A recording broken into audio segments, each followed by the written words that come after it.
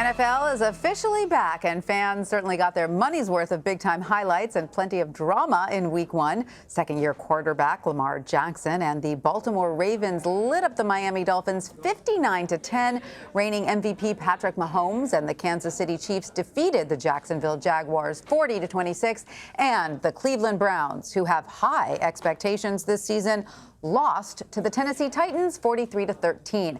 But perhaps the biggest statement win came from the New England Patriots. The defending Super Bowl champs defeated their rival, the Pittsburgh Steelers, 33-3 in the primetime Sunday night matchup. Bill Reiter is host of Reiter's Block on CBS Sports HQ. He joins me now from LA to help us break down Week 1. Welcome, Bill. So plenty of great individual performances Sunday, but I want to start with a player who wasn't on the field, Antonio Brown. He is already embracing the Patriot way with this Instagram post of him sitting on a pile of cash. Remind us how he got to the Patriots and what are your expectations for Brown this season? Yeah, it's almost Tanya Light, like he planned it this way. He was not happy being a Pittsburgh Steeler. He was traded to the Raiders, who gave up a couple fairly coveted draft picks for him. He never played a single game for them. He had an issue with frostbite. He had an issue with his helmet. And in the end, last weekend, Friday night, he posted a private phone conversation with him and his head coach, John Gruden. There had been an altercation with AB, Antonio Brown, and Mike Mayock, the general manager. And the final result of all of this, amazingly, he was cut from the team before ever playing for the Raiders. And less than an hour later, he was a member of the Patriot, where, who knows, it's Antonio Brown.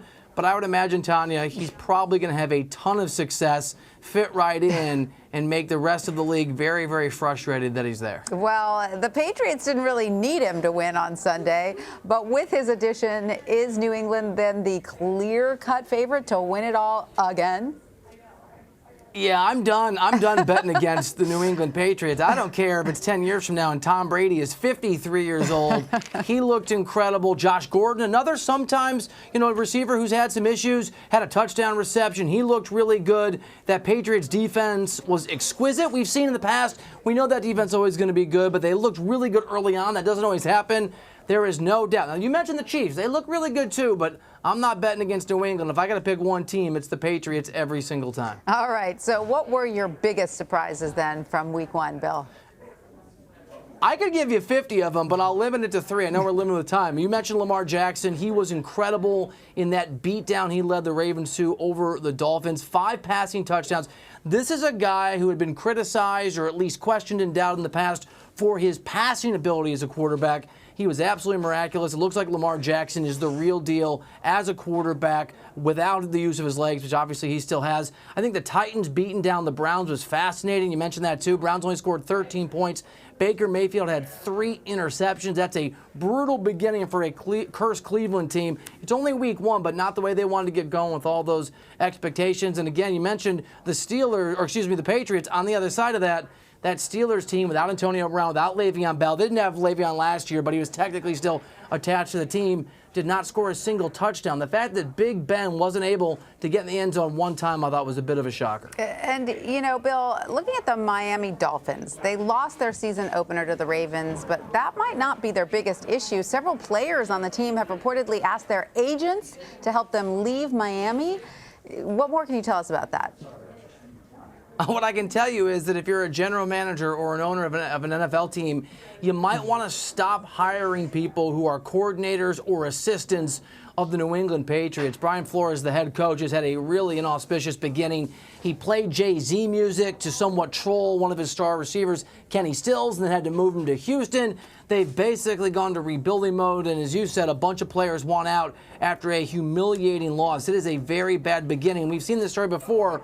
Guys that have success under Bill Belichick in New England, when they become head coaches, very rarely bring that level of competence to their new organization. That seems to be the case, at least so far, in Miami. A good lesson there, Bill. All right, so Week 1 wraps up tonight with Monday night doubleheader. The New Orleans Saints host the Houston Texans, and the Denver Broncos travel to play the Oakland Raiders.